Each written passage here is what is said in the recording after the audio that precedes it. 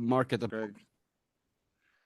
Okay, so let's talk about diversification, how it feels versus how it actually works. Okay, um, so we have a concept today that all the big financial gurus swear by. You know, everybody says diversify, diversify, diversify, right? Um, but the problem is that they don't prepare you for how hard it is to diversify, right?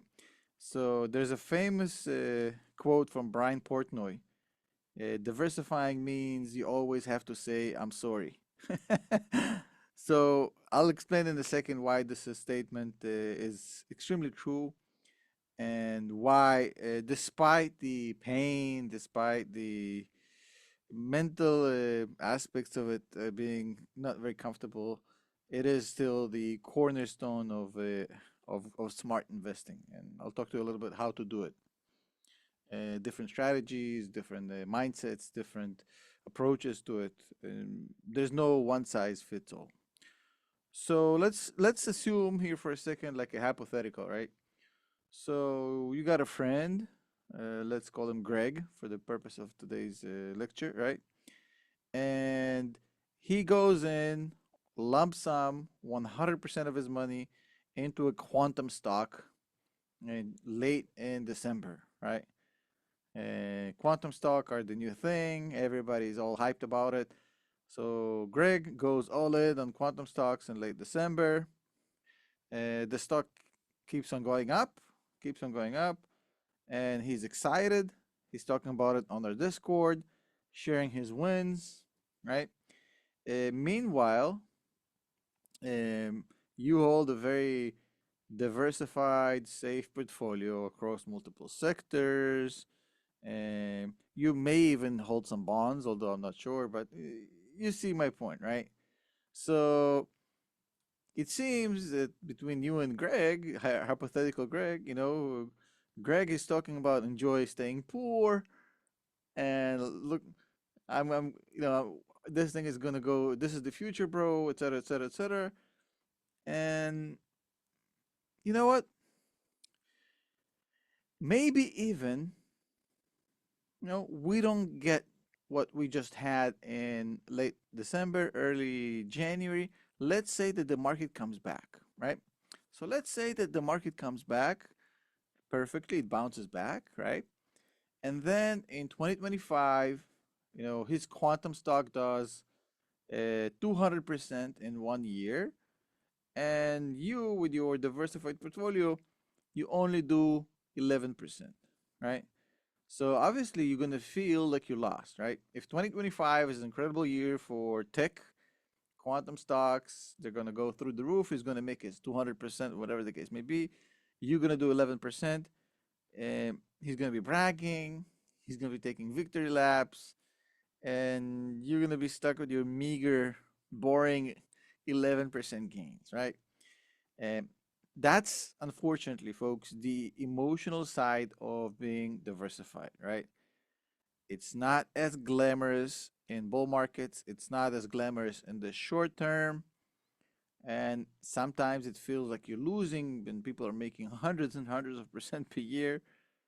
But if the stock market decides to crash and the index drop 50% in the next year, in 2026, 2027, um, in that scenario, um, even though it's psychologically painful to lag behind Greg in 2025, if the market drops in 2026 or 2027, 2028, it doesn't matter, because at some point the markets always drop. That's the cyclicality of markets we talked about in the previous lecture, right? So if the crash is inevitable at some point, unless he got out somehow magically before the crash, if the market drops 50%, his quantum stocks are going to drop 90%, right?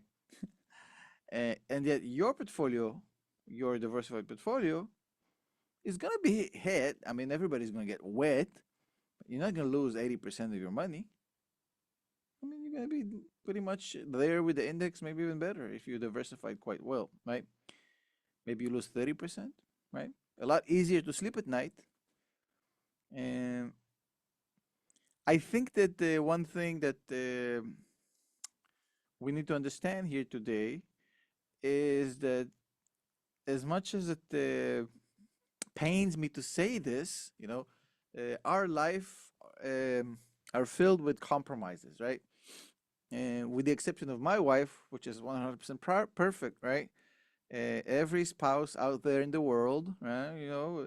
Whether you're male or female, when you decide to get married, you make some compromises, right? I mean, there's no perfect people, right? You make your compromises. You say, well, I can live with that, I can work with that, or this is a deal breaker for me, this is not. So diversification is the trade-off game in the stock market, right?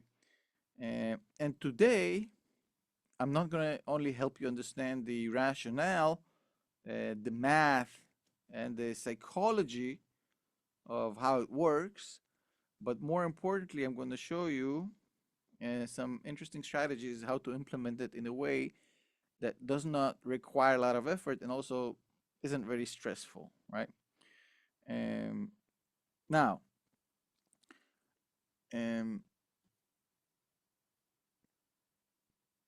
you see, if you share my idea that investing is a multi-decade game, right? Then the daily or monthly or quarterly pain you feel by missing out, by staying diversified and not going all in on the new hot stock is almost irrelevant, right? And the reason I'm going to tell you, I hate saying this because I hate thinking of human beings, and myself included, as very easily manipulated creatures, but we are, right? So why am I saying this, right? You remember in the previous lectures I talked to you about human psychology, and I told you, well, as humans, we tend to be much more sensitive to losses, and even if we beat the market one year and we're up 50% and we obviously enjoy that 50% gain, if our portfolio drops 50%, the pain from that drop is going to feel twice as bad, twice as more impactful than being up by 50%. As simple as that, right? So if that's the case, right, I would argue here with you, and I want to see if you guys agree or disagree with me in a second, but I would make the argument that if that's the case, my downside protection is even more important than my opportunities and my upside long positions, right? If I know that I'm a human being and I'm psychologically susceptible to becoming emotionally distraught and uncomfortable and all these bad things, so my cover your ass aspect of investing is a lot more important than, okay, what's the next big stock, right? So that's why, number one, I think in those terms, because I understand my weaknesses, right? If I'm on a diet, I'm not gonna go hungry hanging out outside a pizza place. You know what I mean? If I'm on a diet, I'm not gonna be doing things that might put me in position where emotionally I make a decision that I don't want to make, right? And I'll give you another example. Greg, we might need to edit this out of the lesson later, but it's a very good example, right? When I was in my teens, right, late teens, early 20s, my friend told me he was going on this casual date with some older woman, and he said, "Don't worry, nothing's gonna happen. I'm not taking any condoms." And I remember thinking about the stupidity of this argument, and thinking about this man. It has to be the stupidest motherfucker I ever met in my life. Uh, but that just goes to show you that managing our own individual flawed behaviors as human beings is important. We're all idiots. We're all flawed individuals, right? Human beings are not perfect. We're not robots. A lot of us are going to make mistakes like this guy did and like many other will do, right? So, um, let's look at history here a little bit, right? I'm going to push over to history. So, as far as the historical aspect that I want to talk to you about here, right? Um, so I don't know if you guys knew this, but we did not, and we, as I mean, modern society, we didn't invent uh, diversifying. It's actually an old Greek thing that used to exist back in the old days. Um, Basically, you had ancient Rome and Greece merchants um, realize, oh my God, you know, if we're going to ship some goods in one ship and that ship is going to sink, we're going to lose everything. So what they would do back in the old days, if they had some goods to ship over the ocean, so even though they didn't need to, they would split it over two or three or four ships. That way, they diversified, and if one ship uh, got lost at sea, not all was lost, right? So they basically diversify their way out of a potential risk, right? So if you think about it, diversification is almost kind of this distant cousin of insurance, right? The same thing happened in the Renaissance era, right? Back in the old days. So you had back in the old days, Lloyd's actually began as a coffee shop. I don't know if you guys knew this, where the ship owners and the merchants actually um, uh, basically looked for underwriters to share risks of basically getting fucked at sea, right? Um, the whole idea of don't put your eggs in one basket is actually quite literal, right? It's a business necessity and it existed for thousands and thousands of years. The modern markets did not come up with it, right? Um, Now, I guess that we don't have to stay long on this historical journey because that's not that interesting, right? Um, but the idea here is uh, if the markets are indeed efficient, right, and the prices always reflects full knowledge, everybody knows all the information, etc., etc., etc., etc., right? Then in some way, here's the problem, right? Everybody knows everything about everything that's going on, and the prices are fully reflective of everything, right? Okay, if that's the case, um, how come nobody saw the dot-com crash ahead of time? Nobody saw the 2008 subprime crash ahead of time. Nobody saw the pandemic mini crash ahead of time, right? Because these things tend to happen when you least expect it. I mean, anybody expected a global pandemic to shut down markets and collapse the S&P 500 by 30%? Anybody expected to find out that, you know, a huge chunk of U.S. mortgage-backed securities are basically fake in 2008?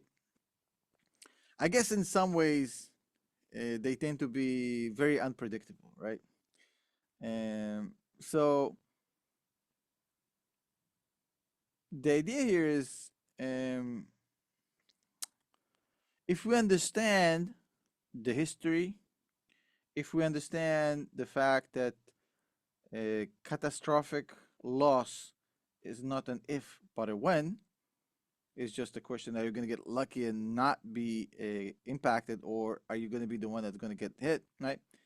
So if catastrophic loss is a question of when, and if market have a cyclicality, and if everywhere else you're buying insurance, right? So this boggles my mind, right? So if you know all of these, and you have life insurance, and you have car insurance, and you have homeowners insurance, right? And you know that in this specific aspect of your life, the catastrophic loss impact emotionally on you is going to be far greater than anything else that happens to your car, because losing money actually hurts twice as much. We just talked about it, right? And if we hate losing way more than we love winning, and we know that losing is inevitable in the stock market, why are so many people hanging out there without insurance? Basically saying, "Oh, I'm just all in on one stock. I'm all in on two stocks," right? And that's the part like I don't understand. Now let's move on here a little bit, and let's uh, go through this aspect right here. So I'm going to give you some basics about this, even though a lot of you may know this. If you're an economist, you've seen this before. But if you're not an economist, this is going to be interesting to you, right? So there's a theory, uh, and not mine. I wish it was mine. I would have been a Nobel Prize winner if this was if this was my theory, right? But the idea of this theory was, right, um, is that as human beings, part of our genetic code is risk aversion, right? Because any mistake in the jungle or in the wild, get eaten by a lion. If you can't get, um, any sort of risk is literally life-threatening, right? So humans kind of are genetically coded to be very careful from risk, right? It's hard-coded into our brains. Essentially, that was the theory that was developed by an economist by the name of Daniel Kahneman, and he and another dude who I don't remember his name actually proved empirically, beyond a shadow of a doubt, that $100 loss feels twice as painful as the joy we get from gaining $100, right? So if you apply this logic to a diversified portfolio versus a not diversified portfolio, right? Well, um, do you know any investors that have 100% success rate, that have never had losers in their portfolio? Have you ever met an investor who was 100% right about 100% of his stocks 100% of the time? I have yet to meet an investor like this. So that means that I am inevitably, and you are, and everybody here in this lecture will have losers, right? Uh, at any given point, this can happen, and if this loser is a huge chunk of our portfolio, basically what's going to happen is one thing and one thing only. And the one thing that's going to happen is you are going to get hit by an outsized emotional bitch slap, because, and I'm not me saying this is a Nobel Prize winning theory, right? So inevitably you have losers, and when you have the losers, if they're a big chunk of your portfolio uncontrolled, well, it's going to be an emotional roller coaster it's going to be an unrewarding exercise. Let's put it this way, right? Um, so let's say I'll give you an example, right? So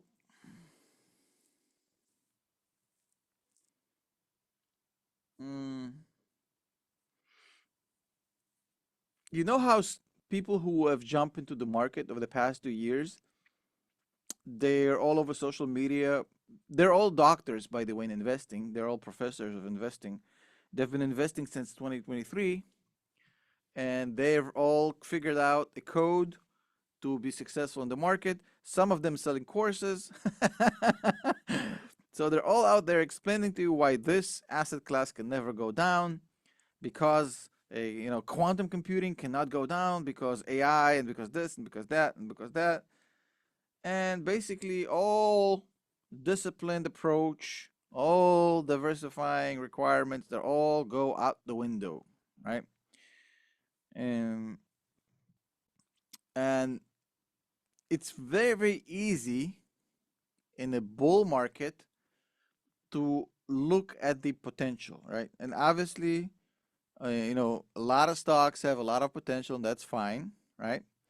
But in the bull market, it's very, very easy, because there's a very famous saying. Essentially, it goes like this.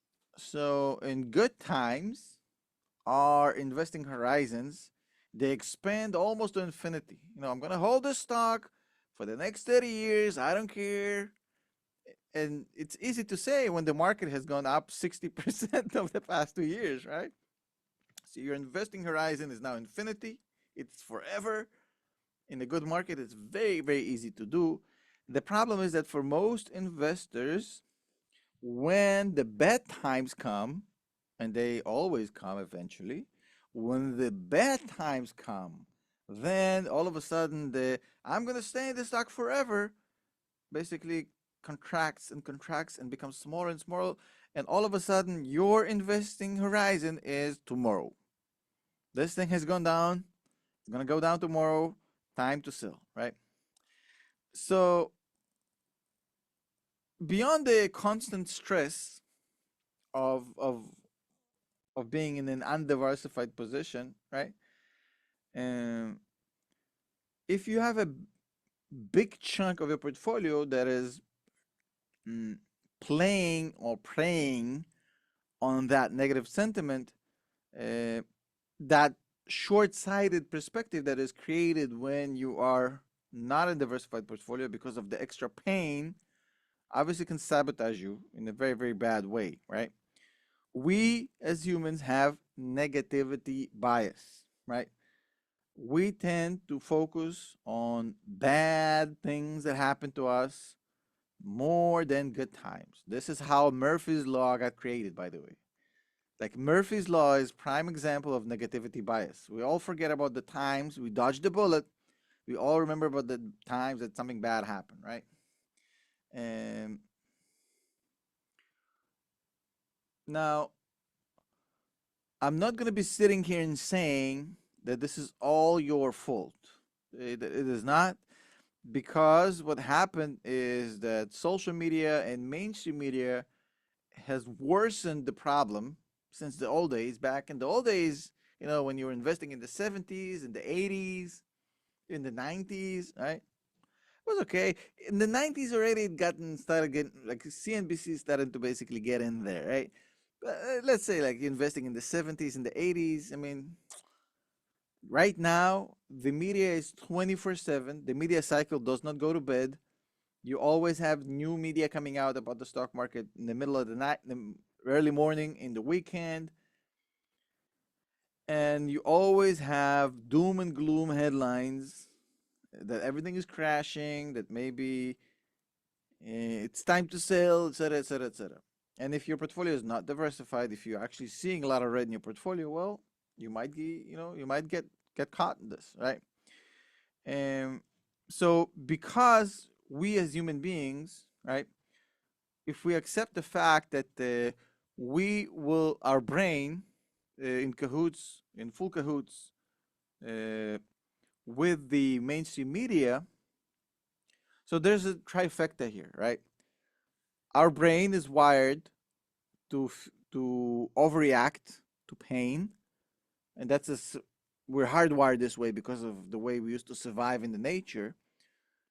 On top of it, we have the media who's always playing the hype game for attention. And on top of it, we have sharks in the market who come on and use the media to push a trade against you and getting you to do the thing they want you to do. So, for example, if I'm a billionaire and the market is taking a dive, I'll go on CNBC and I'll cry and I'll say, "Oh my God, the world is over." And then a couple days later, I'm going to reveal to the world that I had a short, and everybody panicked and sold exactly the way I wanted it, and I've made a lot of freaking money, right?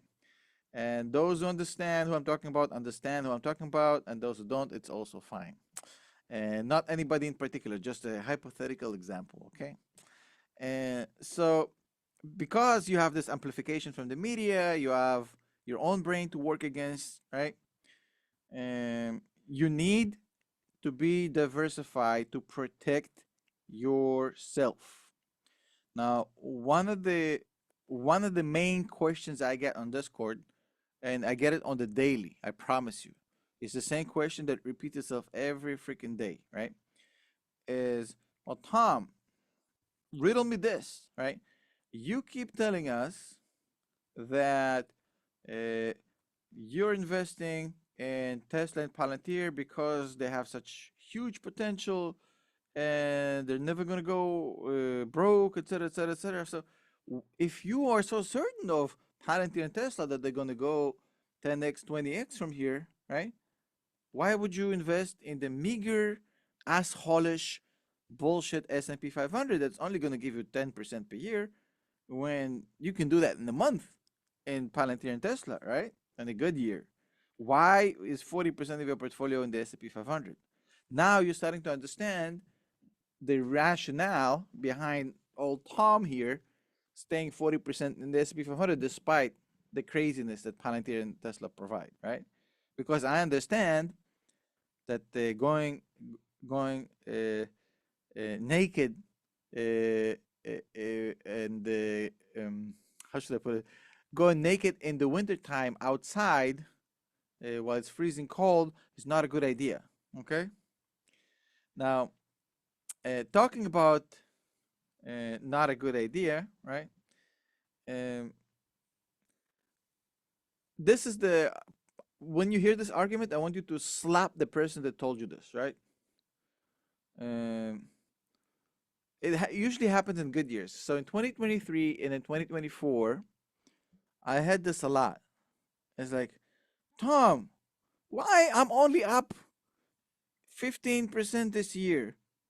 Oh my God, all my friends are up 150%. I'm losing money here, bro. All my friends are getting rich and I'm getting my 15%. I'm missing out on this extraordinary opportunity by staying diversified. When you hear this from a person, you take your like an open arm slap, like slap them across the face and wake them up. Say, chill, bro. Okay?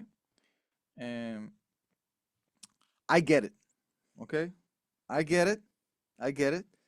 In a strong bull market, when you have stocks that surge out of control and you have a balanced portfolio, it's going to feel painful. I get it. If I was 100% into Palantir, my portfolio would have done a lot better this year than it did because I was being held back essentially by the meager S&P 500, right?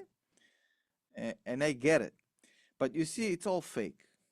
It's an illusion, right? The all-in success, it's an illusion. Sometimes it happens. Not going to say that it never happens. I know of a few specific people where going all in on one stock 100% paid off. I know of some people like that.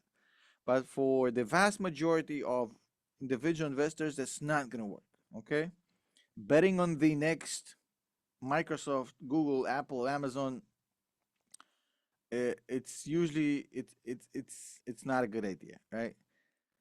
You have some stories of some lucky few who got in early and made a lot of money, the Dave Lee of the world who invested in Tesla, the Stephen Mark Ryan who invested in Tesla as well, the Australian guy. And those stories are 100% real. They've made a lot of freaking money, right? Including in our community. There are people here in our community who have made a lot of money, right?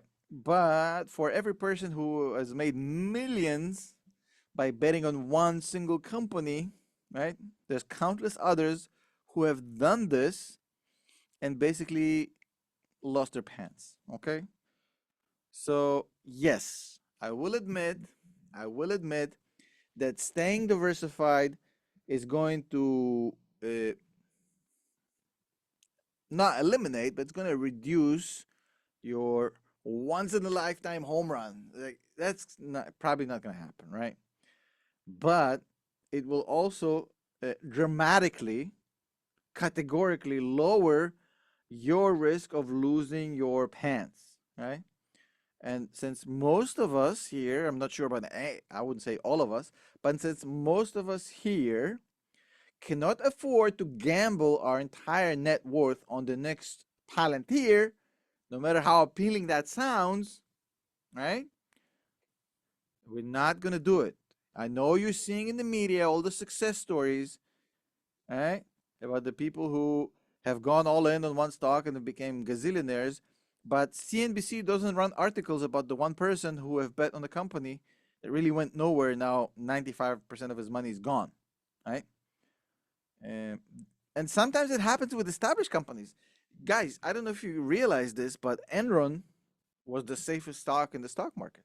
Like when Enron collapsed, Enron was the best stock in the stock market. It was a blue chip stock. It wasn't risky. It wasn't dangerous. It wasn't speculative. They had great fundamentals, great numbers. They were just a massive success story, large corporate, like it was a behemoth, right? Anybody saw Enron coming down, the best stock, like one of the largest companies in the world, right? Uh, by the way, how bad Enron was and how people didn't even see it. So when I started working for Deloitte, right? So they explained to me about the big four. Well, there's Deloitte, PwC, KPMG, and EY, the big four auditors in the world. And we're the best, obviously. I agree, by the way. And blah, blah, blah, blah, blah. And then they told me, there actually used to be a big five. I said, what the fuck? Big five? So yeah, there used to be a big five. And the biggest one of them all, it was actually 1+4, because the four of us, Deloitte, KPMG, EY, and PwC, we were the smaller of the five, and the biggest one of them all, the top honcho, the chief kahuna, was an auditor called Arthur Anderson. And Arthur Anderson was the biggest one of them all. And if anything, it was the top one and then the other big four. And Arthur Anderson were the auditors of Enron. And it was so embarrassing when Enron collapsed, and the way they collapsed, they literally took down with them Arthur Anderson, the largest accounting firm in the world. So even if you say, well, I only invest in Coca-Cola and Nike or Walmart, or bro, Enron was all of them combined. Enron was the safest thing ever. Like the most, it's hard for me to explain how safe Enron used to be. It was the best stock in the stock market, okay? Um, so there's no point in going all in unless you can just wake up one day and say, well, all my money is gone and I'm fine with it. And I know very little people who would be fine losing all their money because their favorite stock went down the drain, okay? Now, let's talk about diversification techniques, because this is the actual meat and potatoes of this thing, okay? You know what? I'm gonna pause here for a second, and I'm gonna allow you guys to unmute. If you have any questions, relevant questions, before we continue, we can do general questions at the end. But anything that is unclear about what we talked so far, or anything that needs clarification, or anything about what I said, okay? You guys can unmute right now and ask me real quick before we continue.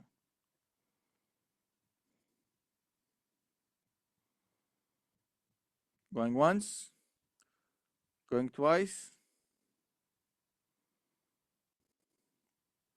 Okay, no questions. Good.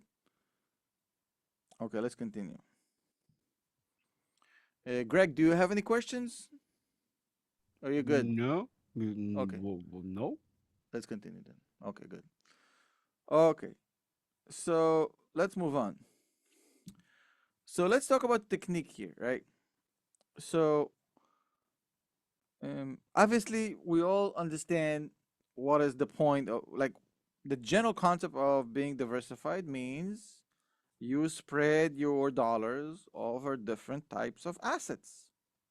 If one asset underperforms or crashes, God forbid, the other segment may, or probably will, if you diversify correctly, may protect you, because if this asset, contrary to your crashing asset, actually went up or stayed steady, then it will protect your portfolio from total carnage. Okay.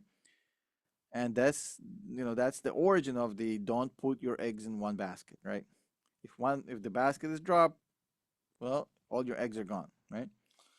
And now I want to clarify something here. When we say assets, right, uh, we don't just mean diversified between different types of stocks.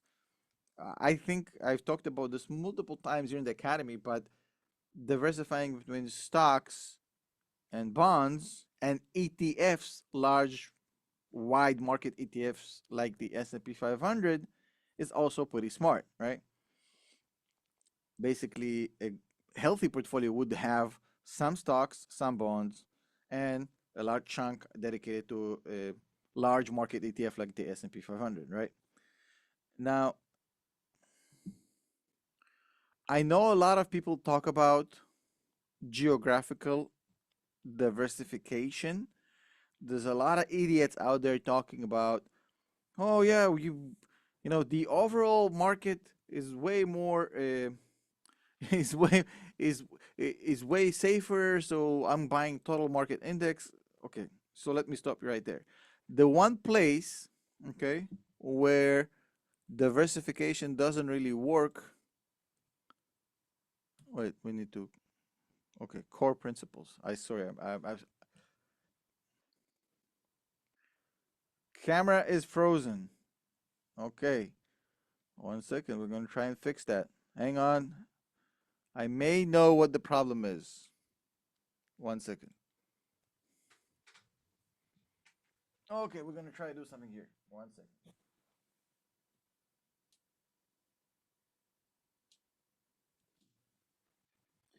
We're gonna try and do something here. Let's see if it worked. Let's see if we got it back. We got it back? Yeah? Okay, good. Greg, I think I've gotten better with this tech stuff. Way You were never smoother bad than. with it in the first place. Don't get me angry. He just, Okay, guys, he is okay, okay, not okay. bad nearly as he says. He's great with It's tech. actually worse. Okay, so geographical diversification is foolish because the U.S. economy over the past 100 years is not only overperformed but smashed all other markets. Emerging markets are called emerging markets for a reason because they haven't emerged yet. And it's not international markets, all this garbage is just bullshit, okay? Look at the statistics. The top 1% of investors in America have 85% of their portfolio in the US market for a reason, okay? Um, a few things to consider, right? If, for example, you're looking for cross sector diversification, if you have, for example, lots of growth in your portfolio, right? You may consider adding some value plays. If you have small caps, you might consider adding some, blue chip, large cap stocks, etc., etc. That's another way to diversify, right? And now you can, of course, combine all of them, and you can say, well, I'm diversifying between stocks, bonds, ETFs. I'm diversifying across sectors, which means I have tech, I have healthcare, I have consumer staples, I have energy, I have financials, and I have value growth, small caps, large caps. If you do that, well, then you have a multi-layer defense system. It's called the multi-layer diversification system, right? And the goal is basically to give you a smoother ride throughout the next 10, 15, 20 years. And yes, you're going to be losing some upside, but you're going to get there safe. Now, the best analogy I can give you for this is actually quite simple, right? So let's say that Greg and myself, right? Greg and myself, we both have to be somewhere, right? Uh, let's say we have to cover, you know, 300 miles, right, in a vehicle. And Greg is basically saying to himself, well, I'm just gonna go, like, the minute I'm on the freeway, I'm gonna speed. I don't pay attention to the speeding limits, nothing. I'm just gonna go crazy. I'm gonna go 80 miles an hour, 90 miles an hour, just go absolutely berserk. And you know what? If he doesn't get pulled over by police and if he doesn't crash his car, then Greg is going to get there very, very fast. Me, on the other hand, I'm going to say, I'm going to drive like a grandma. I'm going to be following the speed limit. I'm not going to speed, not even by 1 mile per hour. I'm just going to go as slow as humanly possible. I'm going to be driving on the right lane the whole time, basically following the rules, etc., etc. Now, at any given moment, Greg is ahead of me, right? Because it's going super, super fast.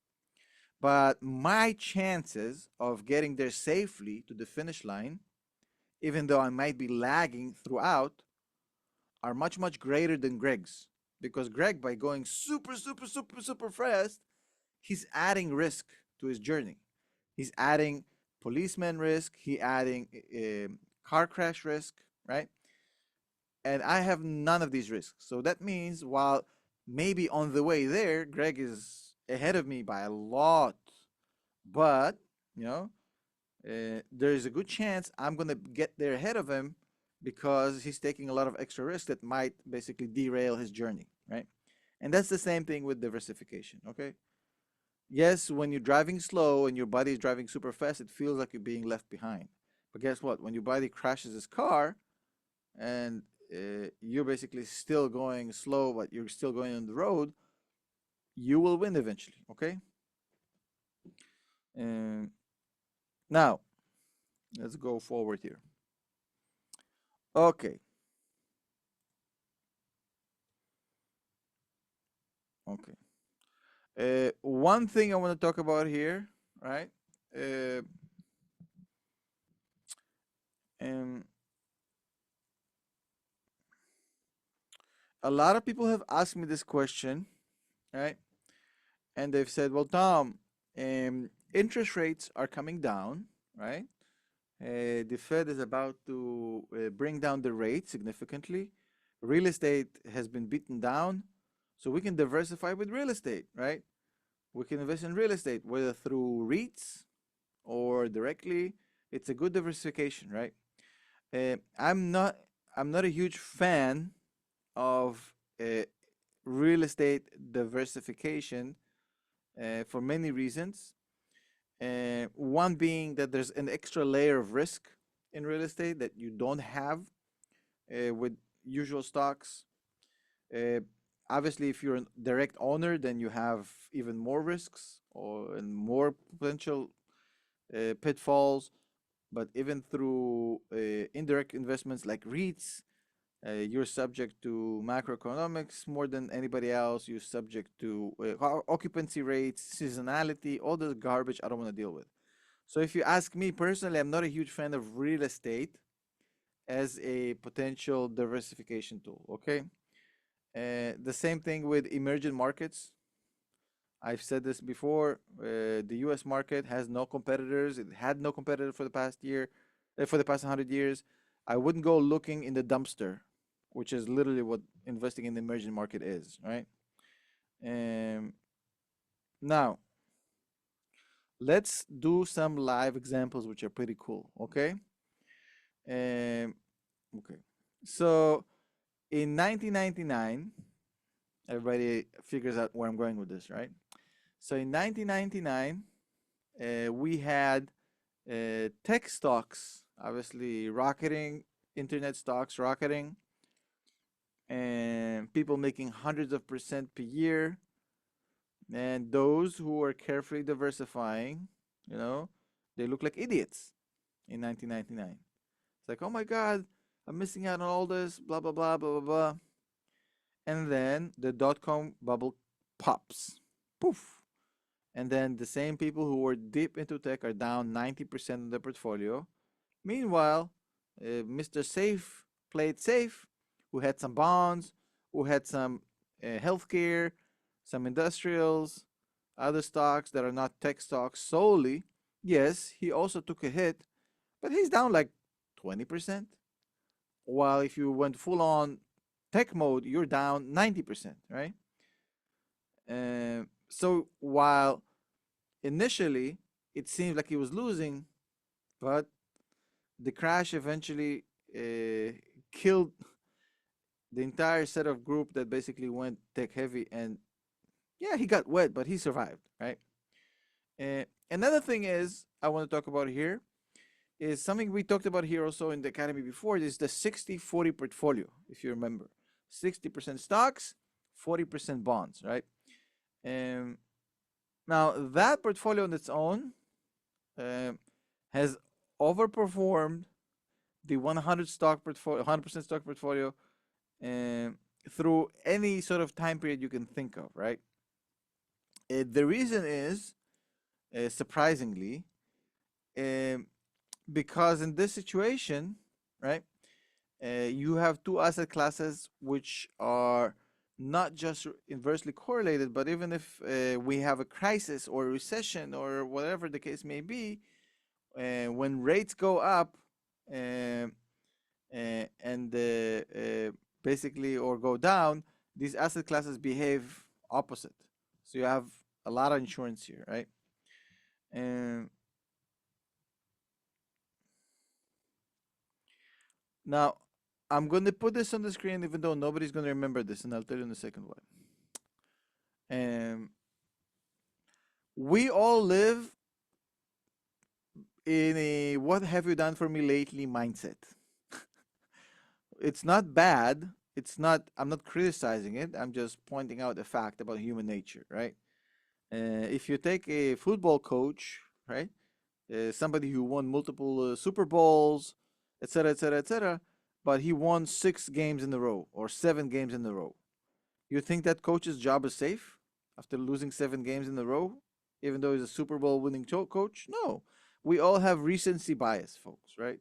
So because stocks have basically went through the moon over the past 2 years, everybody in the market, even though they may say otherwise, but I promise you, everybody in the market feel like stocks are just gonna keep going, right? They're not gonna stop. Stocks only go up, right? And I think recency bias puts a lot of investors in the situation where they would absolutely completely ignore any sort of risk that might happen because they haven't seen it for a couple of years. So I'll tell you a story. When my last trip to Thailand, there was an island there. We were supposed to go scuba diving in this island. The island is called Koh Tao. I don't know if you guys have been there. Anybody who've been there, I would love to hear. But the island's called Koh Tao, and you're supposed to go scuba diving from that island. And then we were told, "Hey, look, there's this very special jellyfish here. It's called the box jellyfish, and if you get stung by it, you die. So there's nothing we can do for you, right? It's a deadly thing. But you know what? We haven't seen it here in the water for like 3 years. So I obviously didn't. I wasn't stupid enough to go scuba diving because the fact that these guys haven't seen it for 3 years doesn't mean that the motherfucker is not there. That's classic recency bias. All these idiots, buffoons in the water, saying, "Well, we haven't seen it in a while. Everything's good." Recency bias. The same thing happens in the market, right? And obviously, folks, I want you to always be mindful of herd mentality, right? Herd mentality is the biggest killer. FOMO is the biggest killer. If everyone is piling into quantum stocks or cryptocurrencies that we've never heard about, it's probably a good time to not get anywhere closer to these assets, right? Um,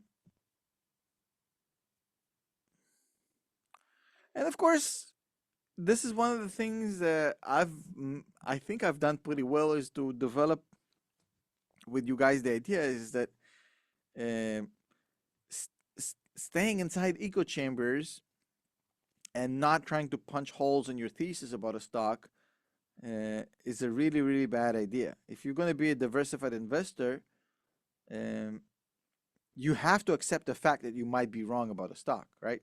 Most people, this is the problem that I see most. They cannot accept the fact that maybe their thesis about Palantir, Tesla, you name it, or Nvidia is wrong. They just cannot accept it. No, no, no, there's no way, because uh, Tesla bot or AIP or whatever the case may be. Well, if you cannot diversify without accepting first the fact that you might be wrong about your stock thesis. You might have gotten it wrong, right? And most people have a problem with that. Um, and sometimes, you'll have a situation where you say, well, I was diversified, but diversification didn't help me. In 2008, everything dropped. If I was diversified, it didn't matter, right? It felt useless. Why bother if everything is down, right? But even in 2008, some asset classes performed much, much better than others. For example, bonds, US Treasuries, we talked about this. And in less dramatic corrections, like the mini crash of COVID,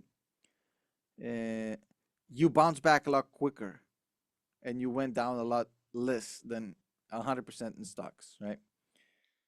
And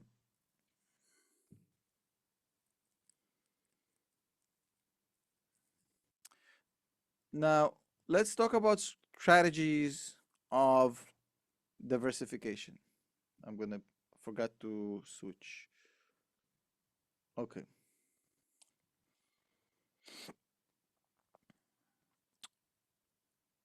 There's two ways to diversify technically, and there's no good or bad way to do it.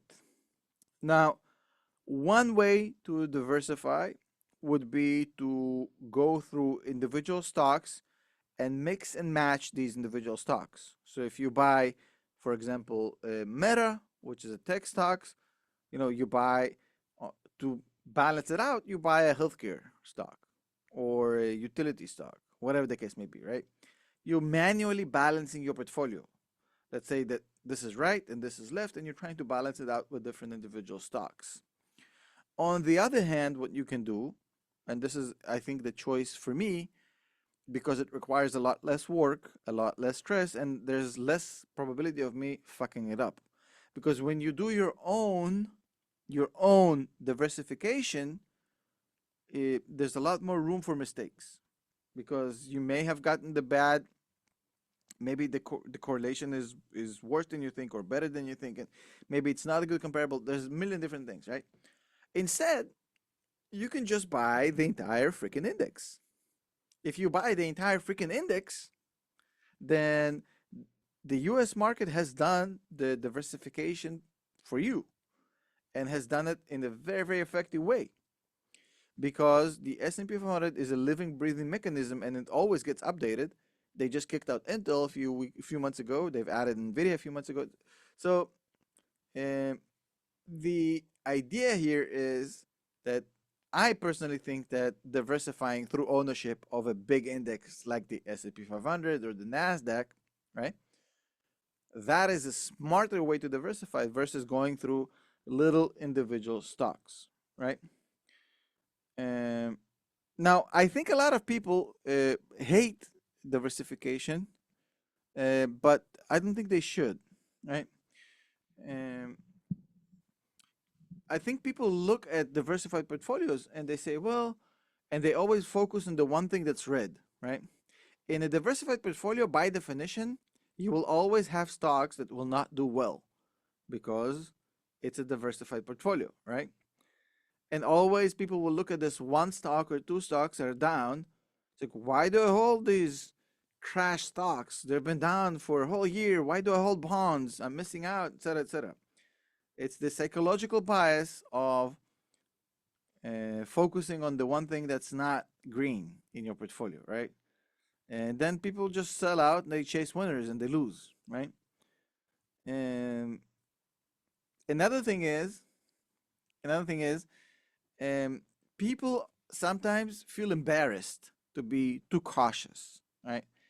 They see the neighbor with the Ferrari, they see all the money he's making, they want it too, right? All of a sudden, the market is bullish for the past 2 years, the neighbor is making money, the risk appetite goes up, and then the mania begins, folks. Okay?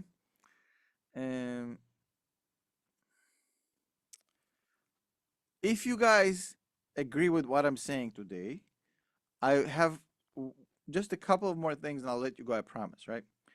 The only way diversification makes sense, and this is the part where most people don't understand this.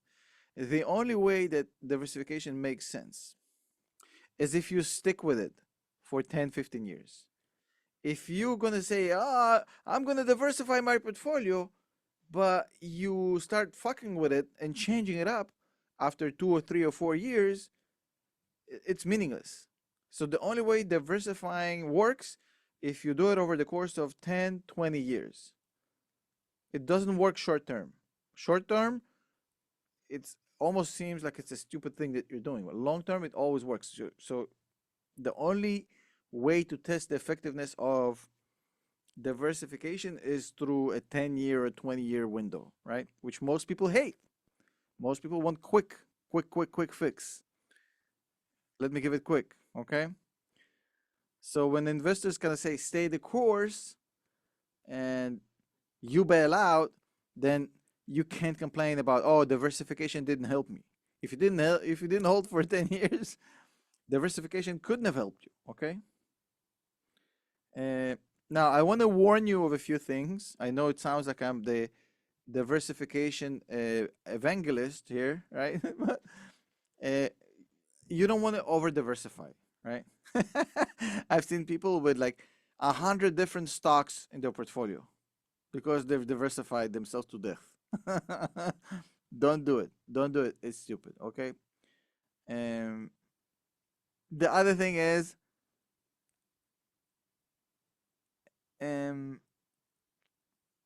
if you're going to do individual diversification, if you're not just going to buy the S&P 500, if you're going to do individual diversification, make sure that you don't misunderstand a certain stock that you're using to balance out your portfolio, okay?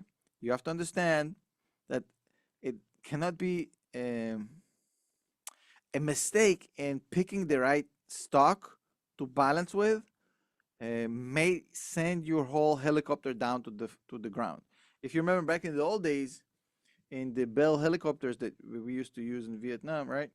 So you had to balance them with the sandbags, right? So if you on the one side you had like a machine gun and some soldiers, on the other side of the helicopter you had to put sandbags to even out the weight of the helicopter. So otherwise the helicopter would tilt on the side and crash, right? And the same thing here. If you mislabel certain assets and certain stocks and you think you're diversified, well, you might crash because you've put in too much sandbags. I'll give an example from that exact scenario. So let's say, I'll give an example. This example is going to blow your mind. Greg, after I'm finished with this example, I want you to tell me how great it is, if you agree or not, okay? So based on my example, right, we're using the idea of balancing out the helicopter with sandbags versus equipment, right? So there's an engineer comes in, right? Engineer says, well, folks, you've got XYZ kilograms or pounds or whatever the case may be, whatever measurement you're using, right? You have whatever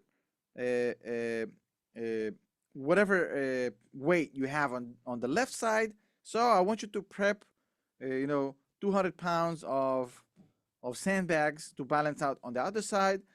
And then the pilots, they say, well, you know what? We got an early morning tomorrow. Let's just do it right now. So we don't have to do it last minute tomorrow morning when we have to leave, right? And they fill up the bags just like the engineer asked. And it's all perfect. And they leave it outside. And then it rains. It rains at night. And then what happens to the sandbag, Greg, when it rained at night?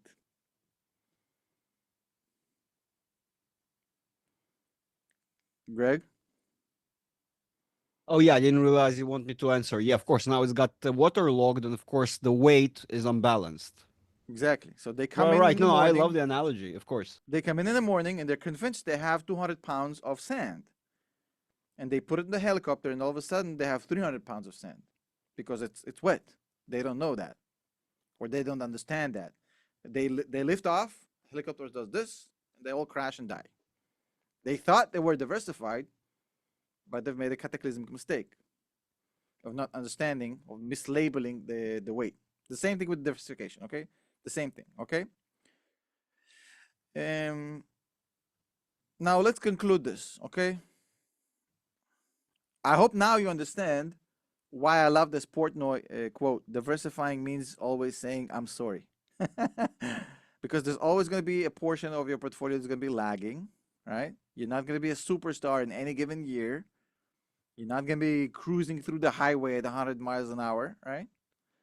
But you'll have the responsibility, you'll have the resilience to weather the storm, to avoid catastrophe, avoid blowing up your portfolio.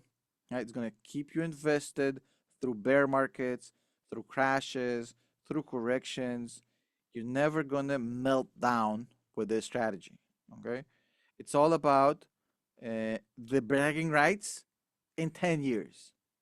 If you diversified in 10 years, you're going to have the bragging rights, right? Not any single particular year. So you just have to tune out the noise of the people who are telling you, oh, enjoy staying poor. Well, let's see in 10 years, okay? If you can accept, if you can learn to accept, I guess, the emotional trade-offs of watching some of your friends making so much money while you're lagging behind, in the long run, you're going to win the race because they're sprinting in a marathon, which is not a good idea, okay? So now I'm going to shut off the recording and we're going to do some questions and then we're going to wrap up.